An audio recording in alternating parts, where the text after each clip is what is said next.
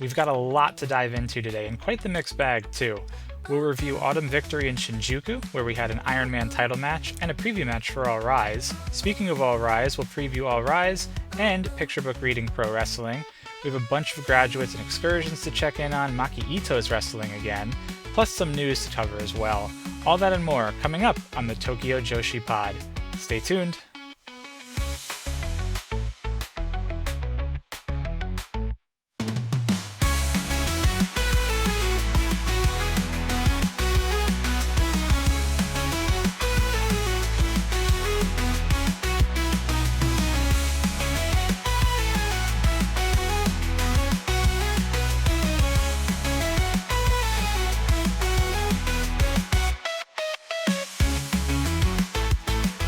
Hello to all you big children out there.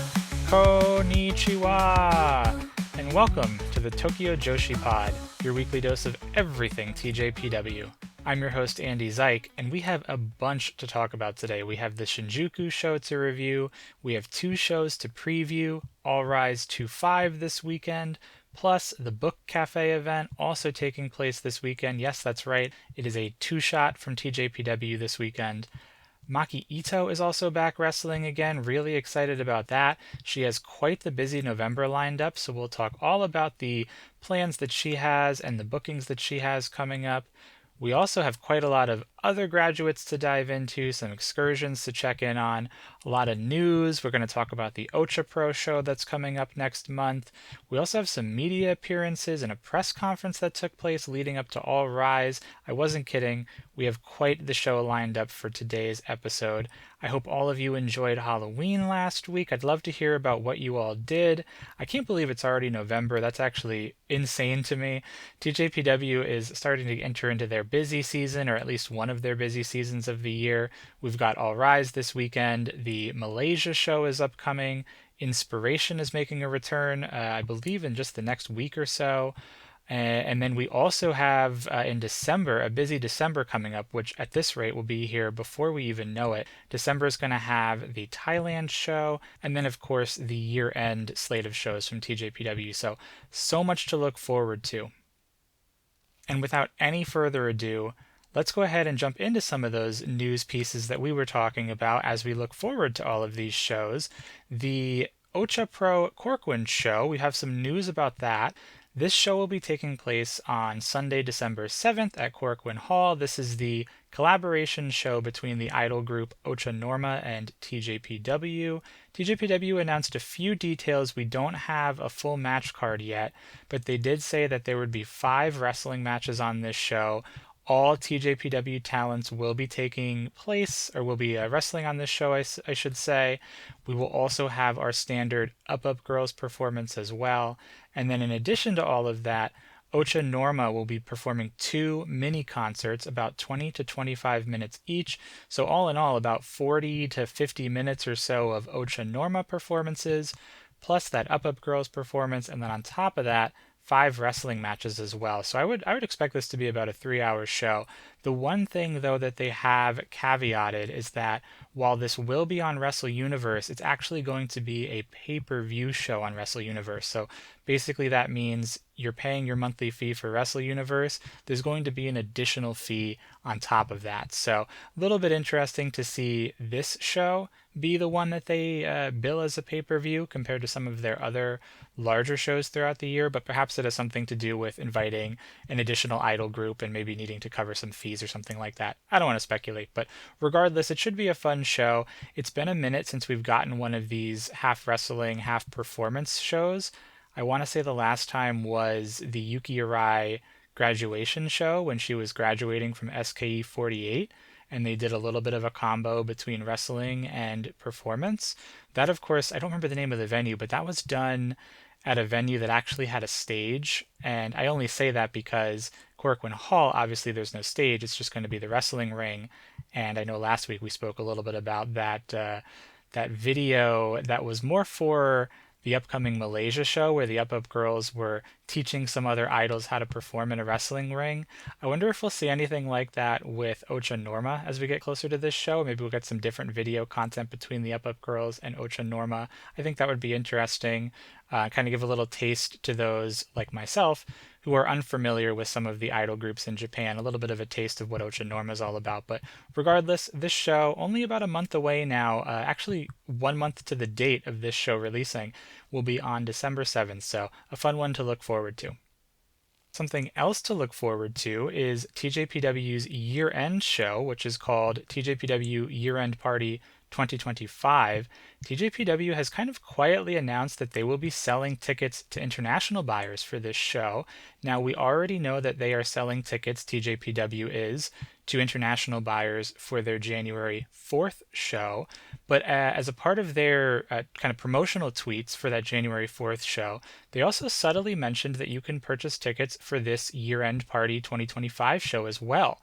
This show is on December 27th from the Shinjuku face, and basically it functions the same way. You would email TJPW, you would coordinate payment via PayPal, and then you would pick up your tickets at the venue on the day of the event. So again, if you are traveling over to Japan in early January, maybe late December, maybe you'll ring in the new year in Japan, there's a couple of shows here, the December 27th Shinjuku face show, and then the January 4th Corcoran show that you can buy tickets directly from TJPW, save yourself some hassle of having to use like a third-party service. Not that those are bad, but always additional steps when it comes to those, or having to figure it out once you get into Japan. So something to look into. Really, really neat to see TJPW doing this, not only for that January 4th show, but that 12/27 show as well. I think this is part of a larger trend that we're beginning to see from TJPW, where they are really tapping into the American market a little bit more, or even just the international market a little bit more.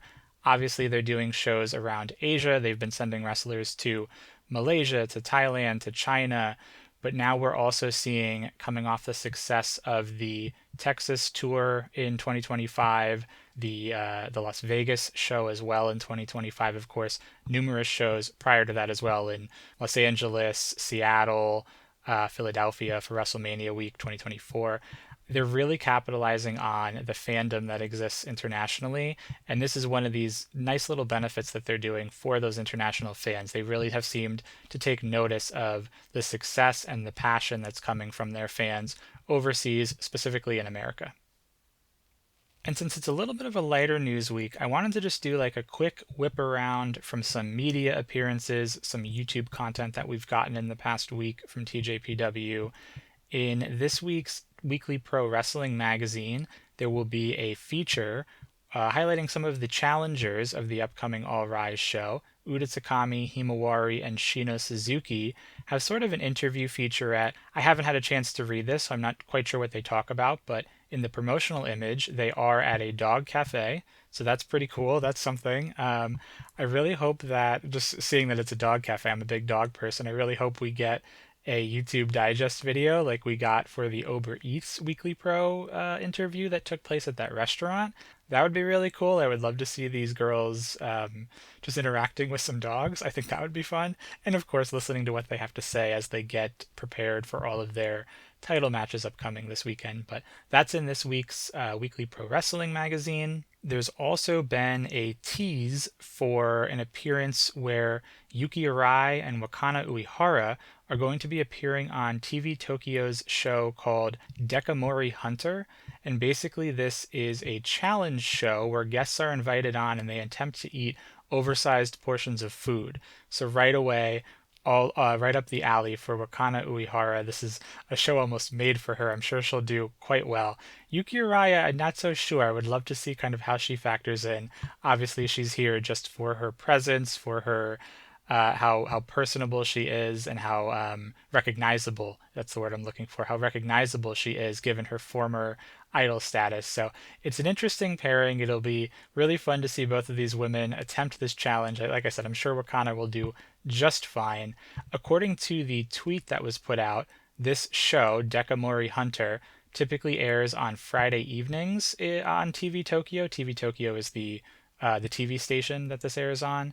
There has been no date yet for when this will be announced. They kind of just teased it. They said stay tuned. So I would presume maybe on the TJPW Twitter or the show, the Dekamori Hunter Twitter page, we might see some further announcements. Really hoping that we get a video posted of this somewhere online. Would love to just see this challenge take place and see how it goes, but it's cool to see TJPW having a media appearance like this. Speaking of food, speaking of Wakana Uehara, Wakana actually has a new YouTube video out, and it's been a little while since we've gotten a YouTube video from Wakana. For those of you that are unfamiliar, Wakana typically posts videos of her taking on food challenges or eating large amounts of food. She could certainly be a competitive eater in another life or another universe, but Wakana went to Family Mart, one of the convenience stores in Japan. Apparently, they were having some sort of a chocolate sale. That sounds like an awesome sale. I would love to have seen that and gone shopping at Family Mart for some chocolate. But regardless, they have a chocolate sale that was taking place. So Wakana purchased 11 different chocolate items. And in the video, she says, we're going to taste 11 different chocolate items. Well, she did a lot more than taste. She basically ate in their completion, in their entirety, all 11 items. So quite an interesting sugar rush that I imagine she got after eating all these items. But if you're into food content, that's kind of a weird thing to say. If you're into like food content, if you're into watching, I know there's like a whole subculture on YouTube of women, typically Asian women, that eat large amounts of food. If you're into any of that, no judgments here. If you're into any of that, Wakana posts quite a few of those videos. It's truly, all kidding aside, it's very impressive the quantity of food that she eats because Wakana is clearly in excellent shape physique wise. She's in excellent shape endurance wise. She's a professional wrestler, which is probably one of the hardest, not necessarily sports, but it's definitely one of the hardest like athletic competitions to do with all of the running, the jumping, the beating that you take. You have to be in good shape. And I don't know, I myself, if I ate what she ate, I certainly would not be in the same shape. So I'm just saying kudos to Wakana. If you are interested in supporting her and checking out her YouTube video, you just search for her name. This one will pop right up where she ate an absolute insane amount of different chocolate items, almost like almost gave me vibes of like the Matilda movie, if you get that reference. And then also on YouTube, TJPW posted a digest video almost a month now, a month, I don't want to say late, but a month after this event took place. If you recall, there was an autumn fan meeting about a month ago on October 4th at Club EX at the Shinagawa Prince Hotel. This is the fan event, the fan meeting where they play bingo, they play party games. There was some sort of karaoke competition that Mahiro won MVP for or something like that. Well, we finally have a digest video for it, and quite frankly, it's more than a digest video. It's about a 30-minute long video, maybe even a little bit more. I haven't had a chance to watch this just yet because it did just get posted in the last couple of days and haven't had a minute to sit down and watch all 30 minutes of it, but I'm really looking forward to it. I did kind of skim it, and you get to see them play all of their party games. Of course, it is in Japanese, it's taking place in Japan, but YouTube has been doing pretty good with their like auto subtitle, auto translation functions. A lot of videos I've seen on YouTube are also now getting auto dubbed into different languages. I don't think it's going to be perfect, but it'll at least give you an idea of what's going on if those features are available to you. That one's on the TJPW YouTube channel.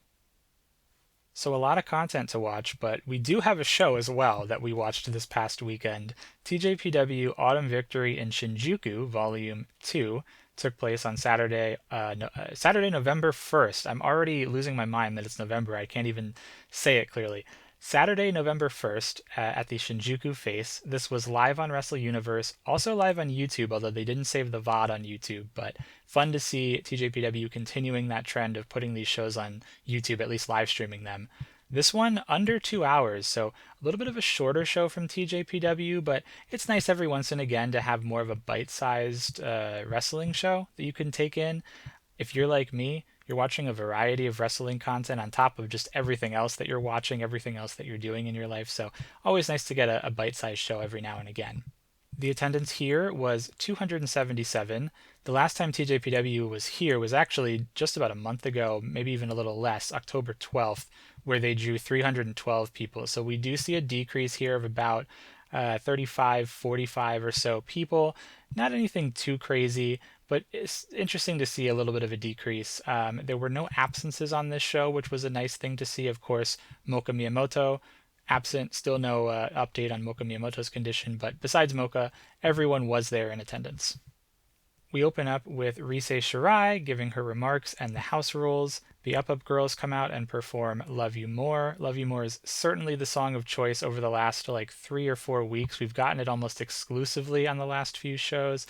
I'm really interested to see if they start to rotate in some additional songs. Maybe the new one, it was called Kawetsuyo Challenger, maybe Upper Kick, maybe Stand Up Proof of Love. The catalog is really huge and they're really focusing on Love You More, and rightfully so. It's actually a really catchy song. I've heard it so many times now on Instagram reels or TikTok videos or whatever that the girls are posting that it just gets stuck in my head. I find myself humming it or singing it, just kind of doing some chores around the house. So I'm not ashamed to admit that, but it's a pretty good song. It's pretty catchy. Our first match of the show, a singles match between Mihiro Kiryu and Chika Nanase. We start this one out with Mihiro forcing Chika to run the ropes, just really tiring her out. Chika ends up losing some steam, and then that immediately takes us into Mihiro's apology spot. I'm not quite sure what the translation was for the apology. I can only presume it has to do with making Chika run the ropes and get tired out. Mihiro was in control for most of this match. Chika did try to slap on a submission at one point, but Mihiro was just too tall. She is a little bit taller, a lot taller than Chika Nanase. Mihiro is one of the taller wrestlers on the TJPW roster.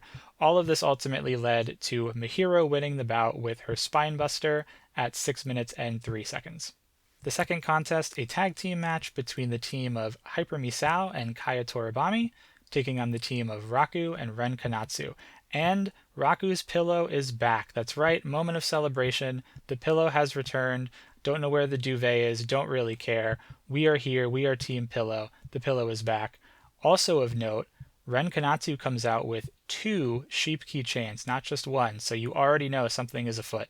Misao gives her typical mic performance before the match, but while she's on the microphone speaking, Raku and Ren secretly leave the ring and they put both sheeps on Raku's pillow.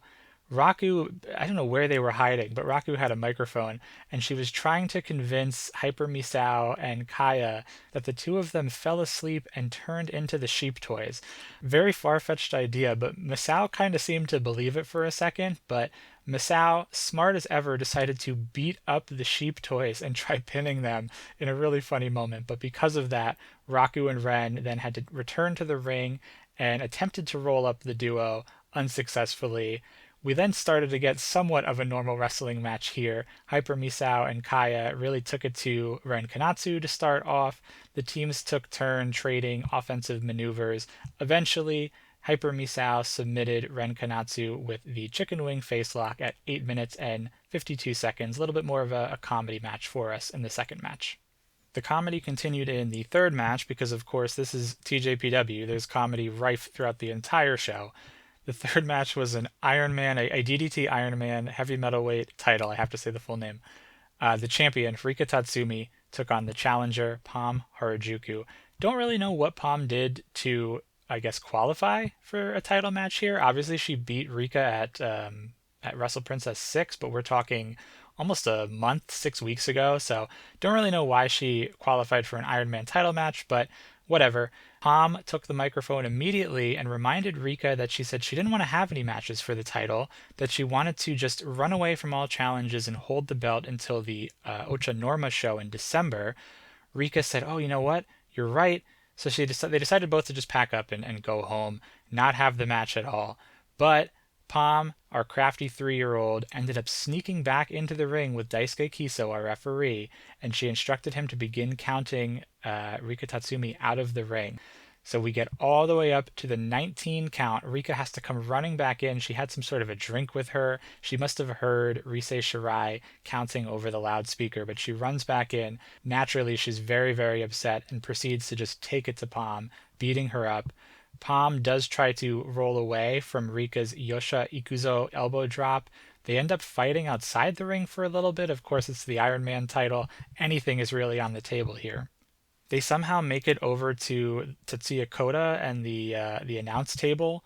For some reason, Pam decides to hold Koda hostage, but Rika is like, "I don't care about that man. I don't know why you're hiding behind him. I'll just plow right through him." which eventually they start fighting, Palm and Rika do. But Kota appears out of nowhere and just puts a sleeper hold on Rika. I don't know if he's going for the Iron Man title or if he was just upset with the remarks that Rika made, but he does slap a sleeper hold on Rika Tatsumi. But of course, Rika, being Rika, returns the favor, tries to choke him into her own sleeper hold. We eventually make it back to the ring where the girls are trading offense before Rika ultimately wins, defends her title with a White Dragon sleeper. She had a body scissors as well, so there was a little bit of a variation to it. She picked up the win at 7 minutes and 2 seconds. Rika did give some comments backstage after this match. She feels as if she got revenge for her loss at Wrestle Princess 6, so ultimately did end up calling back to that match and kind of paying off that Palm victory a little bit later than I might have expected. But that being said, Rika also stated that she will never forgive Tetsuya Kota for what he did. She can't believe that the general manager, if you will, of the company decided to choke out one of his employees, one of his wrestlers. She thought that was just despicable, so she will never forgive Kota. Our next match was a singles match between Kira Summer and the Japanese debuting J-Rod. J-Rod, she was working heel. As you might imagine, I think most foreigners typically come to TJPW and work heel, given that there's not many heels on the roster, if any. J-Rod here in her Japan debut comes out, she's yelling at the crowd. Kira tries to go for a handshake. J-Rod shoves that away. The majority of this match, actually, quite frankly, all of this match, was just about showcasing J-Rod's power before her upcoming Princess of Princess title match. She pins Kira pretty easily with her finishing move, the Ultimate Spear, at 3 minutes and 58 seconds. So basically just a little bit of a squash match. Unfortunate that it came at the expense of Kira Summer, but you have to make J-Rod look strong going into the Princess of Princess title match, especially considering this is her only tune-up match before that show, that All Rise show, and there's no title preview match as well. So understand that J-Rod has to look strong here.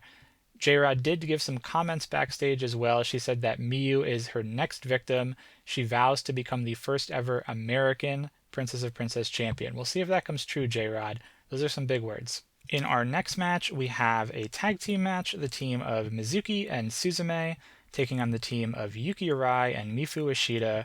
Arai and Mifu have been teaming together quite a bit of late. I wonder if they'll enter together into the Futariwa tournament coming up next January. We'll have to keep our eyes on that. Black Gear Mizuki is back for this one once again. Early in this match, Arai is put into a really intricate looking double submission maneuver. Of course, Mizuki and Suzume, if there's any two people on the roster who can pretzel their way into an intricate submission, it's the two of them. They're both incredibly flexible. Mifu Ishida comes in. You think that she was going to try to break up the submission, especially considering it was a double team attack. But what she does instead is just grab her pom-poms and try to cheer Arai out of the submission hold. Arai, of course, doesn't take too kindly to that. She was quite upset that her teammate didn't actually try to help her a little bit. We get an extended look between Yuki Arai and Mizuki, probably the best pairing we got in this match. It was giving me a little bit of flashbacks to Summer Sun Princess this year when Arai challenged Mizuki for the Princess of Princess title while Mizuki was the champion. Also in this match, Suzume looked really great. That's probably not a surprise. Suzume always looks really, really good, but she really did stand out in this match in particular. At one point, she actually ran across the ropes and hit this kind of like this jumping face buster. Really, really impressive, especially considering this was just a house show that she pulled something like that out. So really cool to see Suzume giving it her all. Suzume did ultimately win this match for her team with the ring-a-bell at 10 minutes and 8 seconds. In our semi-final, we had a 6-woman tag team match, the team of Miyu Watanabe, Yuki Aino, and Haru Kazushiro, taking on the team of Miyu Yamashita, Toga, and Shoko Nakajima, who is back from her excursion in Mexico. Also during this match, J-Rod sat in at the timekeeper's table to keep a little bit of an eye on Miyu Watanabe, get a little bit of an idea of what her opponent is all about. Right from the rip, we get some great wrestling between Shoko Nakajima and Miyu Watanabe. That continues. We get Yamashita and Aino tag in, some additional really good wrestling. And then if all of that wasn't enough, we get a face-off between both Miyu's, Watanabe, and Yamashita, which gives me crazy flashbacks to, I think it's Grand Princess 2-4, where Miyu won her first Princess of Princess title, defeating who was the champion at the time, Miyu Yamashita. So really, really good wrestling to start this match off. There's quite the competitors on both teams. Watanabe is able to get a giant swing on Yamashita. She ends up slamming both Yamashita and Shoko at the same time. Ridiculously impressive strength, really showing off for J-Rod. Ultimately, though, Shoko Nakajima picks up the win for her team by pinning Haru with the Northern Lights suplex at 11 minutes and 31 seconds. After this match is over, Watanabe and J-Rod have a little bit of a stare down at the timekeepers area, just looking at the two of them. I was going to say side by side, but I guess face to face.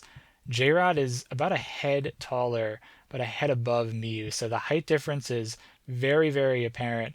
I'm not so sure about the strength difference, or like I don't want to say the weight difference. That sounds a little weird, but Miyu is like very deceptively strong, so I'm not sure if J-Rod is any stronger per se, but certainly taller than Watanabe. I believe there's like a 6 or 7 inch height differential between the two of them.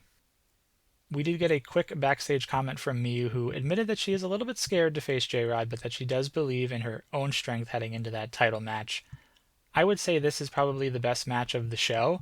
I know we haven't talked about the main event just yet, but if you only have time to watch one match from this Shinjuku show, I would highly recommend the semifinal, this 6-woman tag, Watanabe, Aino, and Kazushiro taking on Nakajima, Yamashita, and Toga.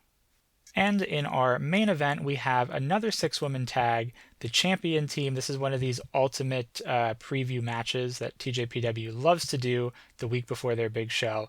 The champion team, Uber Eats and Arisu Endo, taking on the challengers team, Bumping Gritters. I really am not liking that team name. We'll talk about that in a moment. Bumping Gritters and Uda Takami.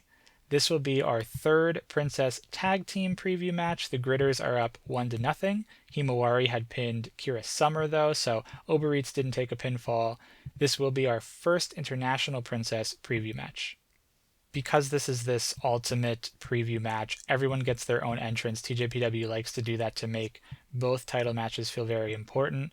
I forgot again that Uber Eats has their own music now, or like a tag team music, so we did hear a little bit of that again. So that's kind of catchy. Obviously, we'll hear it at All Rise as well when they defend their belts, but new Uber Eats music. I tried to search around online and I couldn't find it. I swore I saw it at one point that like Wakana posted it, but I'll have to keep looking. I thought that Wakana mentioned that they were the ones that were singing, but upon listening to it, it didn't quite sound like them. I'll have to do a little bit more research, but regardless, Uber Eats used their new tag team music as they came out here.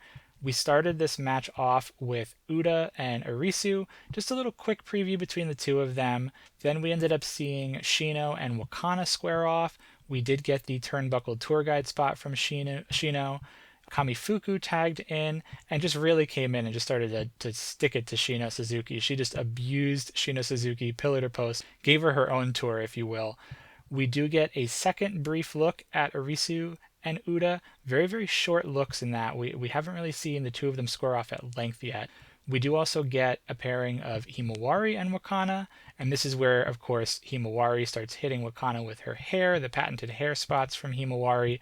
Some of these were just absolutely wicked. Like the sound that they were making just snapped so loud. You could see on Wakana's back, I think she posted a picture to Instagram or Twitter or something. She had welts on the side and her back from these crazy hair shots from Himawari. Of course, it's a 6-woman tag, so you know what happens. Everything breaks down. We get a barrage of moves between all of the competitors. At one point, they get this close-up of Shino's face, and Shino looks absolutely insane. She was so crazed. So this is like a recurring trend now from Shino, kind of back to that level up match, to the preview matches, to the match that her and Himawari won, where they issued their challenge for the tag team belts. Shino is kind of finding this fire in her matches, and it is visibly showing on her face in the matches. If you even want to step out of kayfabe a little bit and just look at Shino as a performer, the facial expressions, she's really growing as a competitor. She is learning to emote and express herself really, really well. I think that's a huge step forward for her in her development as a wrestler. She's finding ways to kind of weave in that emotion into her matches. Of course, she's really good with the comedy bits as well. She still does that tour guide spot, which is always a delight. Obviously, of course, she's very good at singing and dancing and performing in that regard. So really, really neat to see some, borrow this phrase again, leveling up from Shino Suzuki over the last 2 or 3 months. All that being said, though, unfortunately, Shino does eat the pinfall for her team. Kamiyu pins her with a famouser at 14 minutes and 36 seconds. Afterwards, all three champions get on the microphone and they say that their challengers just are not cutting it. They are not good enough. They've just been very weak. They didn't really flinch much with their attacks. They almost think about postponing their matches. They really want to see more from all of their competitors prior to All Rise. But all that being said, the moment all of the challengers kind of leave and sulk their way to the back, Kamiyu gets back on the microphone and says that she's in absolutely immense pain, that she didn't want to let it on. She wanted to have her poker face. I thought that was pretty funny, a pretty interesting character moment from Kamiyu. But maybe they are just putting on this facade to make it appear as if they think that these challengers are going to be easy pickings, but who knows? They really did take a beating, especially Wakana with those hair shots and those welts that she had on her back. We did get some backstage comments as well. The champions continued to mock the challengers. They are taking them very, very lightly heading into this match. Depending on how you feel about this, maybe that's rightfully so, but really they are not showing their hands at all. All three champions, or I should say the tag team Uber Eats with the Princess Tag Team Champions and then International Princess Champion Arisu, really taking their competition lightly heading into these championship matches. Looking at this match overall, it was a little bit slower than our normal preview tag matches, especially these I call them these ultimate preview matches that we get. It was a little bit slower in pace, especially considering it was only about 14 and a half minutes, but everybody got a lot of time. It was a fine match. I'm not going to say it was a bad match at all. It was a fine match, but as I mentioned before, if you do only have time to check out one match from this show, I would recommend the other six-woman tag, the semifinal match. Coming up this weekend, we do have two TJPW shows. It is another two-shot here for TJPW. One show taking place on Saturday, November 8th, Picture Book Reading Pro Wrestling. This is more of like a family-friendly event rather than a show, although there will be some wrestling on it. This will be taking place at the Bookhouse Cafe in Tokyo. There's been no word about any sort of distribution or if this is going to be recorded. Quite frankly, I'm not going to hold my breath. This seems like I said, more of a fan event, more of a community-based thing rather than an actual wrestling show. So I'm not going to hold my breath. I don't think that we will see this. I do really, really hope we get a digest video or something like that. When TJPW goes off-site into these unique locations, their wrestling matches are always so much fun. If you haven't had a chance to look back at some of their old matches at the aquarium or the theme park or on the bullet train, always a lot of fun. I know if you're more of a purist with your wrestling, probably not your cup of tea, but this is Tokyo Joshi Pro, right? These are the types of matches, the types of venues that they wrestle in, that they excel in. So all that being said, I do hope we get some sort of maybe even just social clips or something. I'll settle for that, but I would love to see these women wrestle around in this bookstore. Speaking of the wrestlers, there are only 6 competitors that will be on this at this show, at this event. Rika Tatsumi, Miyu Watanabe, Raku, Palm Harajuku, Suzume, and Arisu Endo. So I imagine they'll do like a 6-woman tag or maybe a tag team and a singles, something like that. This is going to be a mix of picture book reading. Each of the 6 women will be reading, I think it's like their favorite picture book or maybe a picture book that they pick out. They'll be reading this picture book to the audience, to the families that are in attendance, and then that will be followed with a wrestling match. So a fun kind of excursion, if you will, for TJPW. I also believe that some of the ticket sales are going to a charity of some sort. I can't remember exactly what charity, if it's like a youth, some sort of like a youth hospital or something like that. Don't quote me on that, but I know for a fact that some of these are going to charity. So at the end of the day, just a fun, family-friendly event that is benefiting a good cause. And then the following day, on Sunday, November 9th, we have All Rise 2-5. Here already, can't believe it. This will be at Korakuen Hall in Tokyo. This will also be live on Wrestle Universe. This will be at a really nice time for us here in the States. It'll be airing around 9:30 p.m. Eastern Time. 6:30 p.m. if you are on the West Coast. So definitely something that you could take in live. The Korakuen shows tend to be about 3 hours, so even if you are on the East Coast and this is starting at 9:30 for you, it'll end around midnight, so probably a little bit later of a show, but nothing too crazy that's going to go into like the wee hours of the morning. This will also be a Saturday night for us, right, since this is taking place on Sunday in Japan, so should be a nice way to spend a Saturday night if you're looking for something to do, if you're looking for some wrestling. The show will also have English commentary. That was just announced earlier this week. Mr. Haku and Bali and Aki will be coming back as well. I know that some people are a little bit mixed on that pairing between the two of them. Personally, I enjoy it. I think that both of those individuals really weave themselves into the fabric of what TJPW is. They're very loose with their commentary. They're funny. They're silly. They have a great time. That's really what TJPW is all about. So if you're here for really insightful, intellectual. I don't want to say intellectual. That sounds really mean. I like both of those guys. But if you're here for more of like the really insightful analysis of what's going on in the ring, this isn't the pairing for you. But like I said, they really are etched into the fabric of TJPW with their commentary style. It lends itself really, really well. So if you don't like it, watch it on mute or watch it with the Japanese commentary, to each their own. But for those of you that do like the English commentary, get a better sense of what's going on, you will have it for this All Rise show. I also imagine that they'll have some guests. Usually Kira Summer comes in, sometimes Fumarin. Just depends on who's on the card, how they structure the card. So I'm sure we'll get some guests as well. Also, exciting bit of news, there are no absences on this show. The last Korakuen Hall show, a few of the girls missed it. Rika Tatsumi and Himawari were wrestling in China, so they weren't able to be a part of it. So nice to see a full roster available for All Rise. TJPW did also share some of the merch that they're going to be selling at Korakuen Hall. There's a new hoodie that they have, a TJPW hoodie that looked pretty slick. Of course, they have the posters. I think there's a blanket as well that they're selling. Some pictures. There's going to be like a meet and greet event after this. Usually they do meet and greets after Korakuen shows. And then there's some sort of a lottery as well. I don't know what you are like raffling off, but there is some sort of a lottery that you can buy a ticket for too. And if all of that wasn't enough, there's actually tomorrow on Friday the 7th of November, there is some sort of like an audio event. I think it's like a talk event that they're doing on the official X account, the Twitter account for TJPW, kind of functioning as like a pre-show. I believe it's audio only. That was my interpretation of the press release that they put out. Actually, I think it was just a tweet that they put out, not a press release. But there will be some sort of like a talk event, and they said there's going to be like a rotating guests. So maybe some of the girls will come on and speak about their matches. I imagine it will be in Japanese, so maybe not for you if you don't speak Japanese, but figured I'd mention it. I don't recall TJPW doing something like this for the last couple of shows. Maybe they did and I just missed it, but I thought this was kind of interesting to mention. Now on to the show itself. We have 7 matches on this show, so a little bit of a shorter show, or I guess I should say match-wise. It'll probably be the same length, but 7 total matches. These are in no particular order. I don't believe this is the match order that's typically announced like the day of or the day before. So in no particular order here, we'll run through these.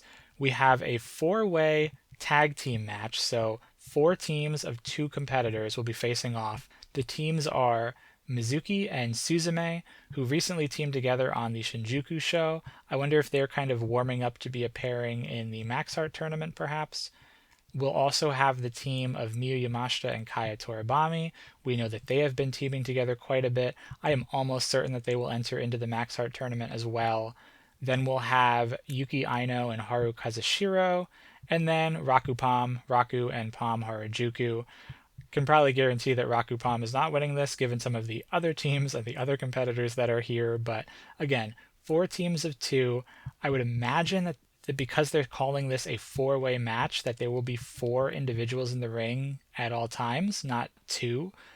So I think this is going to be absolute madness. But that being said, probably a lot of fun. Like I said, we'll probably see some of these teams in the Max Heart tournament as well. So maybe a really, really early preview for some of the pairings we might get. This is an absolute toss-up. I think you can pick almost any of these teams as a victor here. I'm going to roll the dice. I'll just go with Yamashita and Kaya Toribami just because they've been teaming together quite a bit. I wonder if they'll pick up a win. So 4-way tag team match. I don't know if this will start off the entire show, but if it does, we're in for a treat right off the bat. We will also have an 8-woman tag match, not to be confused with the previous match. This will be 4 versus 4. So the first team will be Rika Tatsumi, Kira Summer, Chika Nanase, and Ren Kanatsu, and they'll be facing off against the team of Hyper Misao, Mihiro Kiryu, Mifu Ishida, and Kakeru Sakaguchi. Kakeru will be coming back to TJPW for the first time since around early August. It's been a minute since she's been around. And with her appearance, I imagine that we will also get some shenanigans between Kakeru and Mihiro. A lot of people say that they look alike. They do a little bit. I think if you see them side by side, you can probably pick them apart. They're not like twins or anything, but they always try to play into that when Kakeru comes into TJPW. It is a little bit of a fun bit, so I imagine some of the girls will get confused. Remember as well, Rika Tatsumi, still the Iron Man heavy metalweight champion, so I imagine we get some hijinks with that as well. Maybe we'll see a new champion or some kind of defense there for that belt. We haven't seen nearly as many like YouTube videos or anything that we would get from Mihiro's reign. Usually Mihiro was putting out like, or rather I should say a Twitter video. I think they were put on Twitter, not on YouTube, but typically Mihiro was a part of like one video a week on Twitter, and Rika Tatsumi not as much. Of course, she did say that she didn't want to defend the belt, so maybe that's why, but she did post a really cute picture of her bunny rabbit kind of creeping on the title, and she posted that she would not let the bunny rabbit take the title. So I don't know if we'll see something like that come up down the line, but regardless, I do think that this will be a match full of hijinks, full of fun. I'm going to go ahead and pick the team of Misao, Mihiro, Mifu, and Kakeru. Usually, when TJPW invites a freelancer in, especially in a tag team match like this, the freelancer team typically wins, not always, but typically. So, safe bet, Kakeru's team will pick up this win. We will also have a more standard tag team match, a 2 versus 2. Hiroyo Matsumoto coming back to TJPW for the first time since Wrestle Princess. This is only her second time total appearing in TJPW, so nice to see that she had a good first time and that she decided to come back again, and that TJPW invited her back again.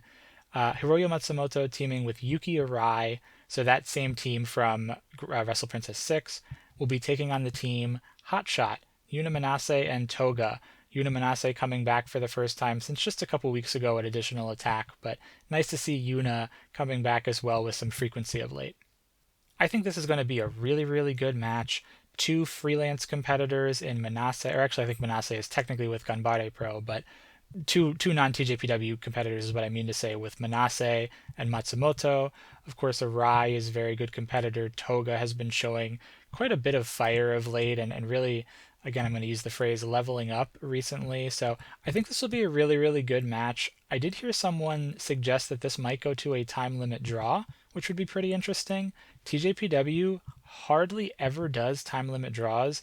I couldn't tell you the last time they did one. It just doesn't come to mind. Potentially we see something like that here, but I'm gonna go against that. I'm gonna say that we do get a clear winner. I think it'll be the team of Arai and Matsumoto. Just given the 4 competitors here, Toga is the youngest. I could see Toga potentially picking up a loss. That's my bet, but regardless of who wins or loses, I think this is going to be really a really great match. Maybe even a dark horse for the match of the show. So keep your eye on this tag team match. We then have our first of 4 title defenses on this card. It'll be an MLW featherweight title defense. So our champion, Shoko Nakajima, will be taking on the challenger, Viva Van. This is Shoko's 5th defense of the MLW featherweight title. Actually, the second time that she's defended it in Japan. If you recall, there was a really, really lovely match where she defended against Kaya Toribami. If you haven't seen that one, go seek that out. I think it was in, I want to say the spring or maybe the late winter that match took place. I don't remember the exact date, but Shoko has been the champion for 215 days. This is Viva Van's first time challenging for this MLW featherweight title. Of course, we did not see any preview matches for this, given that Viva Van was not in Japan in the build-up.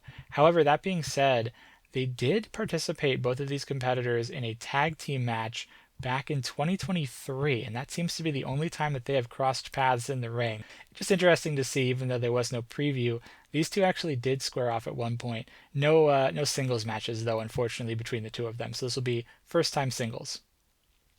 Viva making her return to Japan for the first time since May of 2025. That in May she did wrestle in TJPW where she defeated Yuki Kamifuku for the Vietnam Pro Wrestling Women's title, a title that she actually still holds to this day. She has defended it a whopping 0 times, so I'm not really sure what's going on there.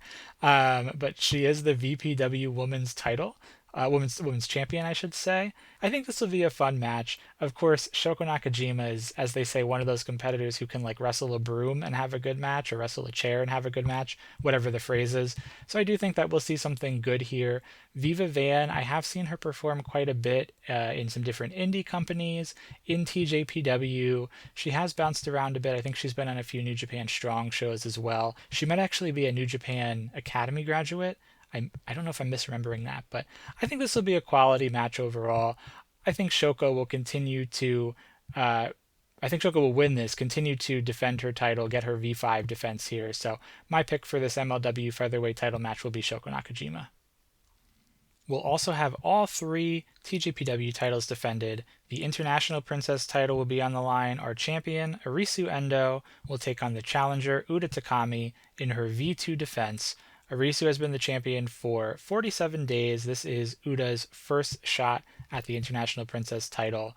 This is a first-time singles meeting between the two of these women as well. They have participated in a few three-way matches, but no head-to-head singles contests.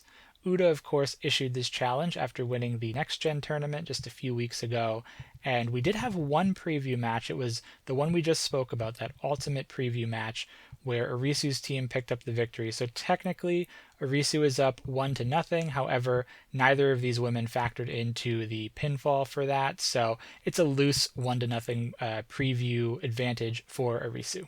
Now, something really important worth mentioning, we did have a press conference released on the TJPW YouTube channel for this All Rise show, and we saw all 3 of these TJPW titles get officially signed on paper. So each competitor will start here with this IP title as we preview this. We'll also weave it into the tag team title and the Princess of Princess title later. But at this press conference, we did get some comments from both Uda and Arisu. Of the 3 matches, this was probably the most lighthearted comments that we received.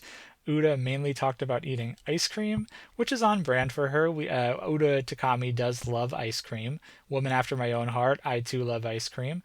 Uda said that she ate a flavor, it was Papico chocolate coffee ice cream. She ate it 3 days in a row, and she felt that she was so lucky because every day that she went to the store, she got the last Papico ice cream bar. So she's considering herself in her, and I'm quoting this, lucky happy star mode.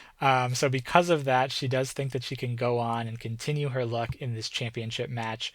Arisu also ate ice cream, she mentioned. She mentioned that she ate Haagen-Dazs cookies and cream. So because hers is more money and more expensive and higher quality, hers is better, and therefore she's already won another preview match here with this ice cream battle. Of course, that's always how it works, right, Arisu? If you have the more expensive thing, it's automatically better, right? That's how it works. Really, really funny kind of back and forth here. Arisu did say that she thinks that she has a 1 in 1,000 chance of losing the belt, so she is very, very confident heading into this title defense against Uda.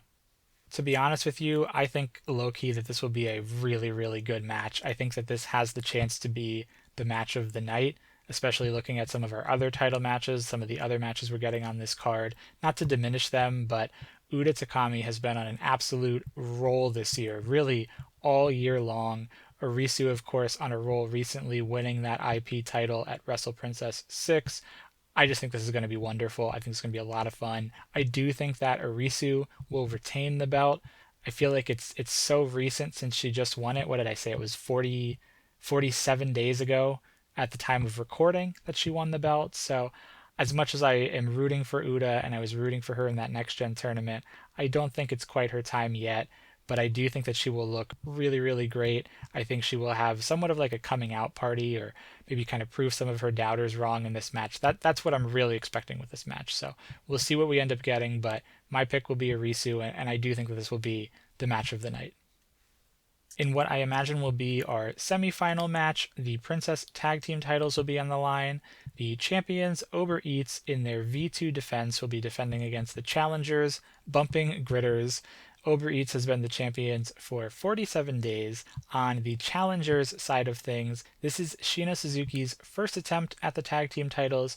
However, it is Himawari's second attempt at the tag team titles. And what's really curious about this, her first attempt came alongside current champion Wakana Uehara. So I do think that that will play into this a little bit. They did mention that a little bit in the press conference, which we'll talk about in just a second. This match, of course, was made official when Shino announced their challenge back at the Shinjuku Volume 1 event, just maybe 3-4 weeks ago.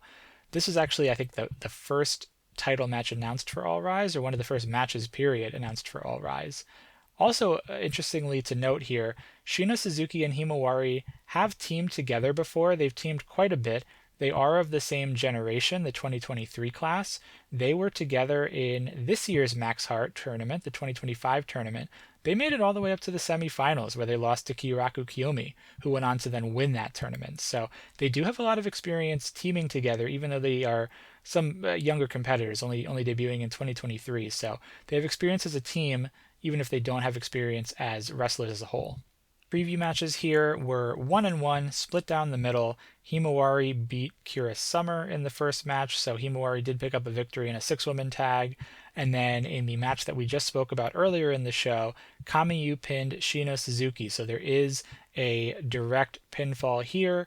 So, weigh that however you will. Uber Eats maybe has a slight advantage, even though we are tied up 1-1 apiece. That was mentioned in the press conference for this.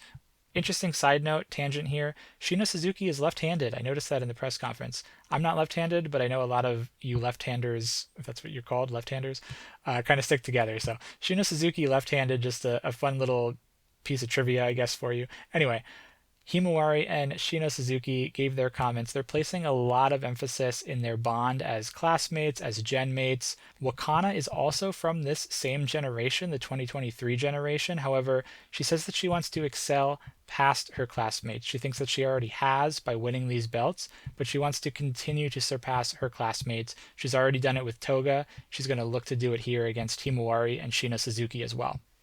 Kamiyu, bored as ever, says she's sick of all of this talk about gen mates and classmates. She doesn't have any herself, and she really can't imagine learning to a tour guide weakling and a girl that just has long hair. So some quite strong words from Kamiyu. She's using a word, I was doing a little bit of research, that can translate either to like weakling or small fry or scrub, I guess in American slang. So she's really diminishing her opponents. Shino did not take too kindly to this, and she demanded an apology from Kamiyu. Obviously, she didn't get one because it is Yuki Kamifuku. Kamiyu had a little bit more to say. She again called their team the Boring Long Hairs. She didn't remember the name of the team, so she said, "What is it, the Boring Long Hairs?" Even though the reporters in attendance reminded her that it was Bumping Gritters, she didn't seem to think that that was really a good team name. Wakana, again, for some reason, thought the team name was Pumpkin Pudding.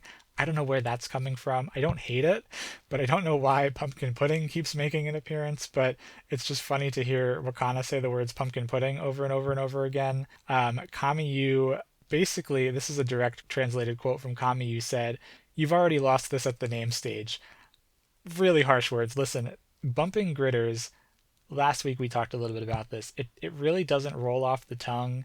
It does have a very convoluted meaning, something about small stones having a lot of grit to them, and Himawari even said something in this press conference about the stones on the side of the road often being overlooked, but that they can still shine. They have the ability to shine, and I guess that's a metaphor for Shino and Himawari being overlooked, but still having the ability to shine, maybe being smaller competitors, or maybe smaller in this metaphor means less experienced. I don't know. It is very convoluted of a metaphor. It does take some thought to get there. It's not as easy as like Uber Eats, right? Which is pretty much a 1-for-1 with Uber Eats. All that being said, though, if this is what they wanted to name their team and this is what they chose, this is what they wanted. And if they're proud of that, cool. It is a little bit of a mouthful, Bumping Gritters. It doesn't roll off the tongue, like I said, but who am I to judge? I'll leave that to Kamiyu. Kamiyu can be the one judging them, and she certainly is. Overall, I think this match is going to be interesting. I I do have a couple of reservations. As a team, I don't think that bumping gritters have really been jumping off the page. They're younger, at least younger than Kamifuku. They're a little bit less experienced than Kamifuku. I guess you can argue they're less experienced than Wakana as well, considering Wakana does have the championship belt to her name. She has participated in these championship matches now. The name rollout was also really awkward. I don't want to dive back into the name itself, but there was a lot of confusion when Himawari announced the team name. It was misquoted a lot of places, actually misquoted from TJPW as well. They left off some letters. So there's just been this like awkward formation of this team, awkward rollout of the name. There hasn't been anything that can really like ground them and cement them as a strong challenger here. I think that this match will look fine. I don't think that this match is going to be poor by any means, but it does have a little bit of a weaker build-up compared to some of the other matches, especially coming off the really strong build-up that we had for Hot Shot with Yuna Manase and Toga. So I'm really curious to see what happens here. I do think that Uber Eats will win this pretty handily. That's been the narrative. Most of this build-up has been Kamifuku in particular really paying no mind to either of these girls, Himawari or Shino. So we'll see how the match shapes out. I do think that Uber Eats will pick up a fairly easy victory here in their second defense. And then in what I'm sure will be our main event, the Princess of Princess title will be defended. Miyu Watanabe, in her second defense of the title, will take on the Ultimate Athlete, J-Rod. Miyu has been the champion for 47 days. Again, really convenient that all titles changed hands at one show. This will be J-Rod's first shot at this title. It's her first time in Japan, so we didn't have any previous singles matches between these two individuals. Unfortunately, we didn't get any preview matches either, but we did get a bit of a face-off at that Shinjuku show. We did also see some YouTube content that was put out to promote this match. It was a really, really funny video. Covered it earlier this week on social media in our social posts, where Miyu Watanabe decided to make like a cardboard cutout replica of J-Rod. And I mean, it looks just like her. I say that half jokingly, but it really does look a lot like her. Her art style might not be everyone's cup of tea, but it does kind of look like J-Rod. Anyway, I digress. She built this cardboard version of J-Rod so that you could see how tall that J-Rod was compared to Miyu.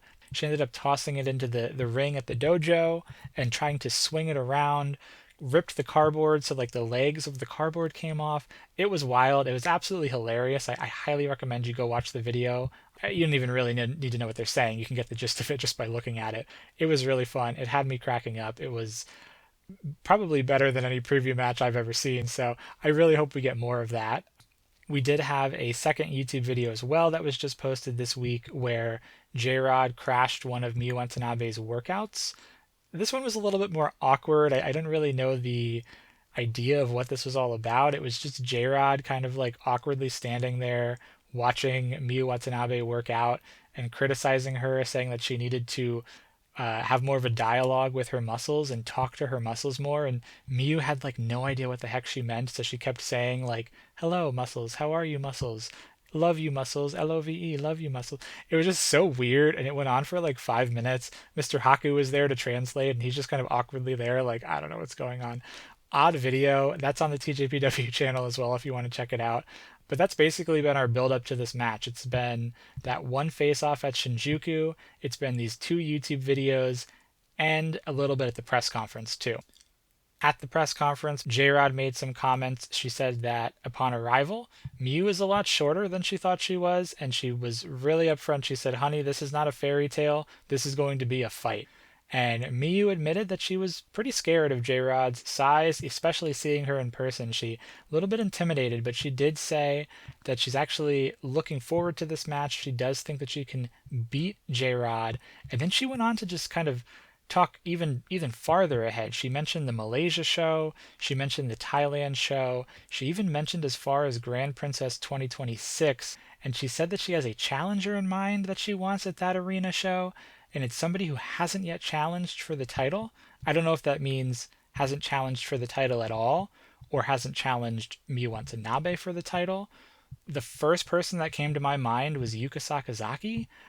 Pure speculation. Obviously, we are like almost 5, 6 months away from a show like that.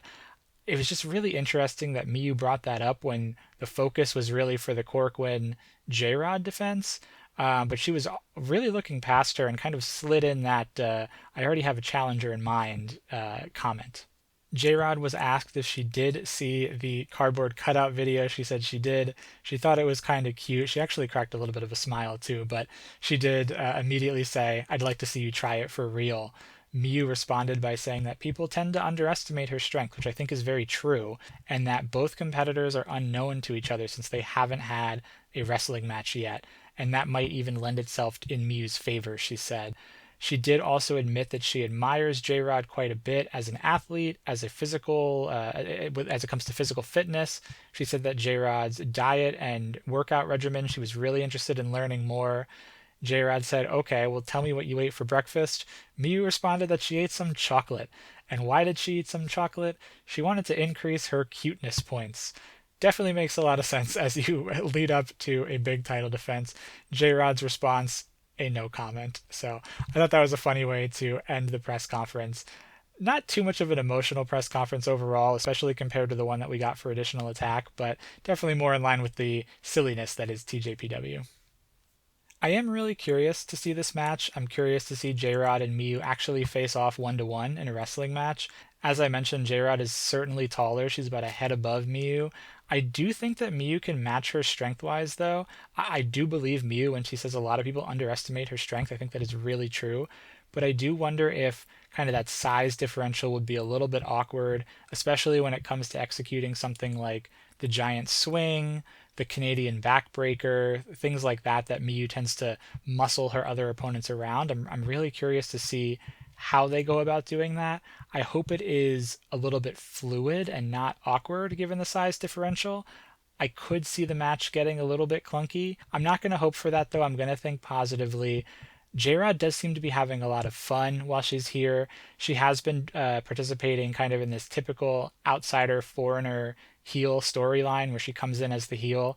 I would also suspect at the end of the match they kind of bow to each other. They have somewhat of a sign of respect. Probably J-Rod will drop the act and say that she really enjoyed her time, etc., etc. That's what most of the foreigners do, but we'll see what happens here. I'm going to pick Miyu Watanabe. I would be absolutely shocked if we see J-Rod win the title. No offense to J-Rod, but interesting match. Looking forward to seeing what we get here. Overall, this is shaping up to be a really interesting show. I don't know if it will be the best Korakuen show of the year. I think there's going to be some interesting pieces that are here. We do have the 4 title matches. We do have quite the variety of tag team matches and combinations there. So I do think it'll be an interesting show. Like I said, it's at a pretty palatable time for us here in the United States to check this one out. I certainly will be watching it live. So looking forward to it regardless on Sunday, and also crossing my fingers for the Bookhouse Cafe event somewhere to be aired, please. I'll pray to the wrestling gods. I'll pray to the Joshi gods. Let's see at least some sort of content videos coming off of that wrestling in the bookstore. Would love to see that. This was also quite the week for graduates and excursions as well, so we have a lot of stuff to run through here. I'll try to do it quickly because, boy, this is going a lot longer than I thought it would this episode. We'll start with Yuka Sakazaki. Yuka wrestling on the 11/6 Ring of Honor Honor Club show. That's tonight as I record this. She will be teaming with Alex Windsor, and they're going to take on Taya Valkyrie and Robin Renegade. So another match where Yuka is showing face on Ring of Honor. Always great to see Yuka. Maki Itoh has quite the variety of bookings coming up, which is really, really exciting to see. I want to briefly go back to her match that she had on October 19th with ChocoPro at the ChocoPro Ogori Citizens Festival. This has actually been posted on the ChocoPro YouTube channel, so if you are interested in watching it, it is free on YouTube.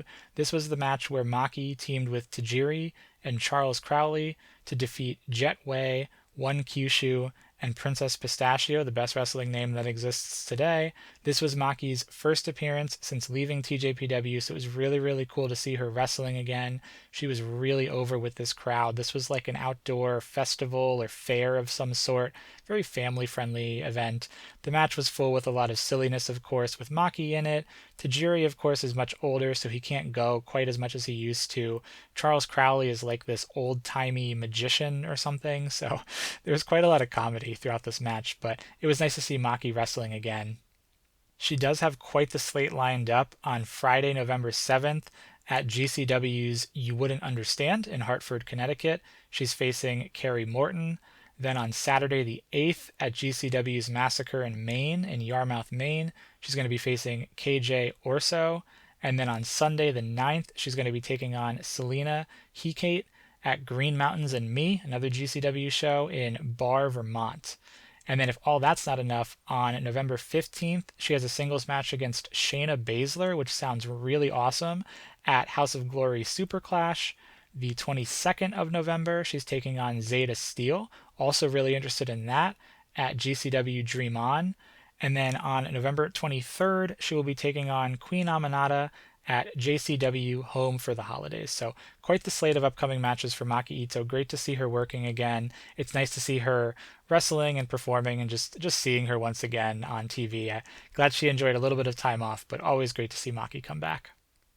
Sayuri Namba also participated, doing some ring announcing at an all-star wrestling show, ASW Fright Night. There were some pictures making the rounds here. I didn't see this take place. I think it was actually sometime in the middle of October that maybe this show took place. Jada Stone was there. There's a really nice picture where Jada and Namba are embracing and kind of remembering Jada's time in TJPW. So it's nice to see Namba doing some work as well. Gonna whip around a few others.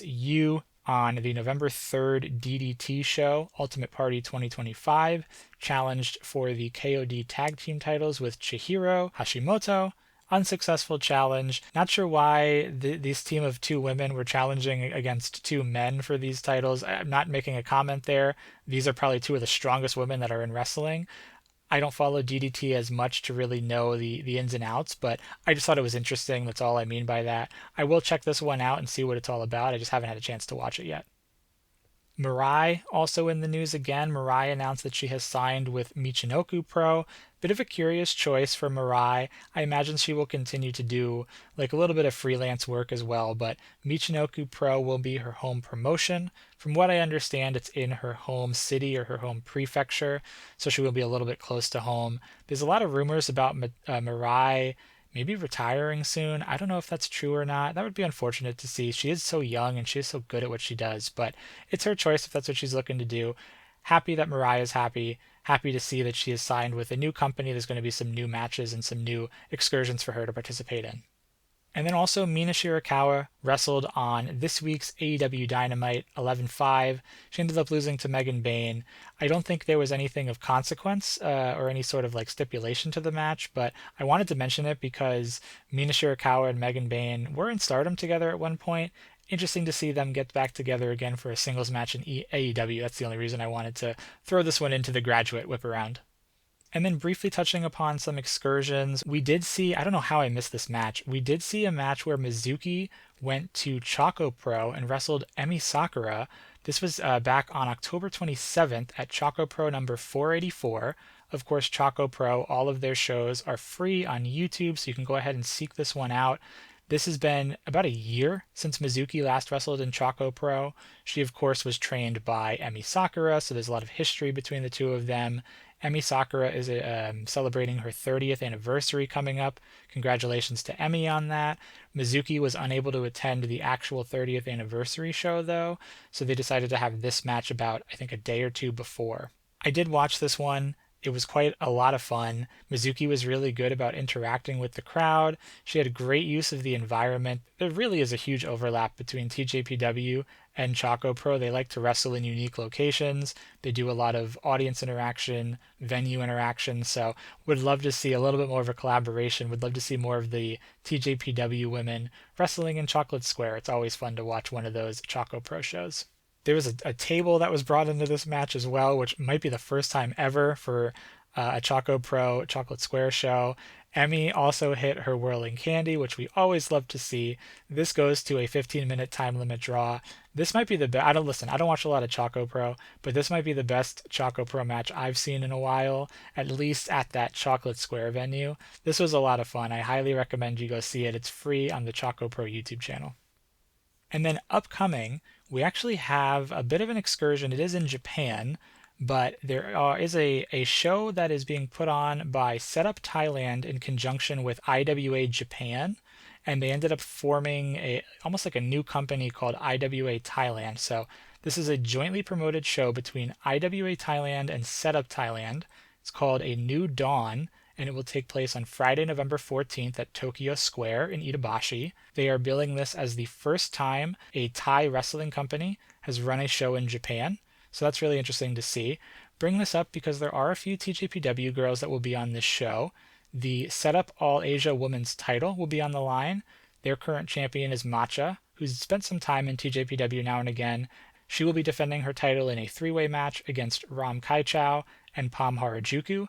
Pam actually a former Setup All Asia Women's champion, which is crazy to think about. And then we will also have the IWA Japan Setup World Tag titles, where Miyu Yamashita and Kaya Toribami are going to be facing off against two other male teams. So that'll be an interesting match to see. It's really nice to see this relationship with Setup Thailand continue. This is obviously all done in advance of the December 13th TJPW Live in Bangkok event. Don't know if this will be televised in any way or distributed. I didn't get a chance to see any of that information in any of the materials, but we'll certainly keep an eye out. There's also going to be some wrestlers from DDT. El Phantasmo from New Japan will be a part of this show as well, so this looks like it'll be a little bit of a fun one. And that'll bring us to the end of this week's show. Wow, that went a lot longer than I thought it would, so certainly going to grab the cold spray and the ice packs for this. If you made it this far, thank you so much for listening. On next week's show, we'll review All Rise 2-5 and maybe that bookstore show. Fingers crossed we get some clips from that. We'll preview Love and Peace, the upcoming Malaysia show, and also the new Inspiration show that will be coming up, where we'll see you return to a TJPW ring for the first time in a while. Also, Gabaji-chan's going to be there, so that'll be interesting. I hope you enjoyed the show today. If you did, and you want more of this, you can subscribe wherever you get your podcasts so you don't miss any future episodes. You can follow us at Tokyo Joshi Pod on Instagram, TikTok, and X. Feel free to email us as well, tokyojoshipod@gmail.com. But above all else, remember to keep your hearts burning. Stay magical, my friends. We'll see you next week on the Tokyo Joshi Pod.